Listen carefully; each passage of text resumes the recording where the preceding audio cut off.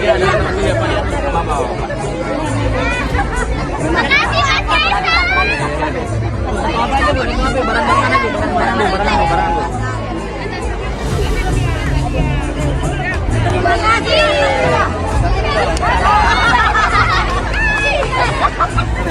Kamu yang udah dapat belum? Udah dapat belum? Udah, kamu udah. Kaisang Pangarep kembali membuat netizen geram lantaran ia memakai rompi hitam bertuliskan Putra Mulyono yang dipakainya saat belusukan di Kecamatan Jambe, Kabupaten Tangerang. Kaisang dianggap punya muka tembok dengan nekat memakai rompi Putra Mulyono dan gambar siluet mirip Jokowi itu. Nama Mulyono sendiri belakangan kerap digunakan masyarakat untuk mengkritik kebijakan-kebijakan Presiden Jokowi yang dianggap syarat akan kepentingan. Nama kecil Jokowi itu menjadi viral seiring ramainya aksi penolakan terhadap revisi Undang-Undang Pilkada atau upaya mengawal putusan MK beberapa waktu lalu. Melihat jaket Kaisang tersebut, netizen menganggap jika yang dilakukan Kaisang itu tidak lucu.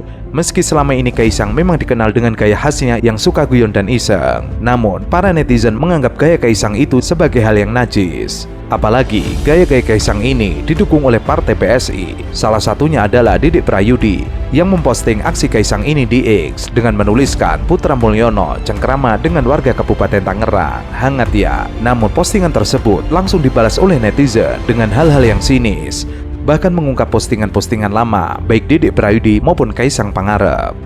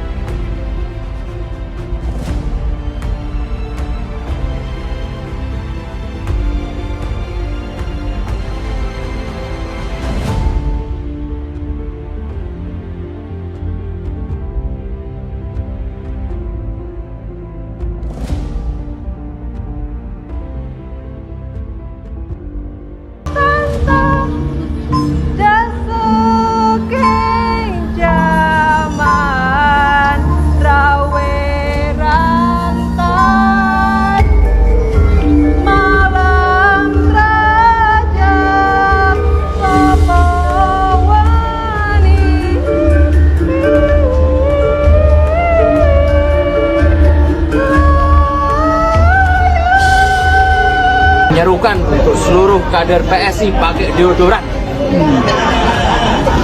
Jadi itu penting. Karena sampai di kanan kiri saya ada yang bau.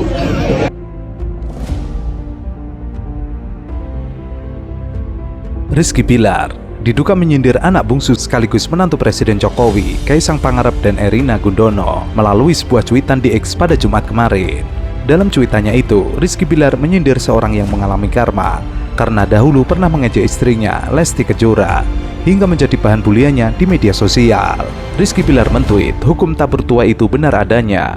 Dulu muka istri gue dijadian meme sama dia, sampai jadi bahan olok-olok followernya. Tapi kini, apa yang dialami Lesti Kejora berbalik pada istri orang yang dimaksudnya itu. Sekarang satu Indonesia mengolok-olok istrinya, perkara itu, naudzubillah. Walaupun Rizky Bilar tidak menyebut siapa sosok yang dimaksud, sejumlah warganet yakin cuitan tersebut untuk Kaisang Pangarep. Pada 25 November 2022 lalu, Ketua Umum Partai Solidaritas Indonesia pernah mengunggah meme yang berasal dari foto Lesti Kejora. Dalam meme tersebut, wajah asli Lesti Kejora diganti dengan wajah seorang laki-laki berkumis dan berkacamata, sedang tersenyum lebar hingga giginya nampak. Saat itu Kaisang menuliskan, maaf tadi lagi meeting, jadi nggak bisa share meme, mari kita lanjut. Seketika, cuitan adik Gibran Rakabuming Raka itu penuh dengan gambar meme Lesti Kejora yang lain. Kini justru Erina Gudono yang sedang dihujat publik lantaran disebut bau ketek. Hal ini pun dikonfirmasi oleh runner-up Putri Indonesia DIY 2022, Shania Hamdun. Kaisang itu menggunakan uang 8, kira-kira hampir 8,8 miliar untuk pergi ke Philadelphia dari Halim Perdana memakai private jet. Jadi terlihat di situ bagaimana anak-anak muda ini mulai mengolok-olok bahwa ternyata di tengah-tengah keributan soal konstitusi, anak muda yang lain itu pergi ke lalu berfoto-foto di Rodeo Street itu yang isinya adalah barang-barang mewah di situ. Dan mulai dianalisis bahwa ternyata dia, Kaisang ini, pergi memakai jet Gulfstream itu, yang kalau harga sewanya itu dari Halim sampai ke Amerika itu 8,9 miliar. Bayangkan coba. Pengamat politik Rocky Gerung mengucapkan terima kasih kepada Ketua Umum Golkar Bahlil Lahadalia karena mengkonkretkan siapa musuh rakyat sebenarnya. Rocky Gerung menyoroti pidato Ketua Umum Partai Golkar Bahlil Lahadalia di Munas Golkar. Ia menilai Bahlil telah menunjukkan kepada rakyat Indonesia siapakah Raja Jawa, yaitu Jokowi. Nah, itu yang kemudian disempurnakan oleh keterangan dari Bahlil bahwa ada seseorang yang disebut sebagai Raja Jawa. Itu sangat konkret. Karena Raja Jawa itu langsung ada di dalam benak mereka tuh.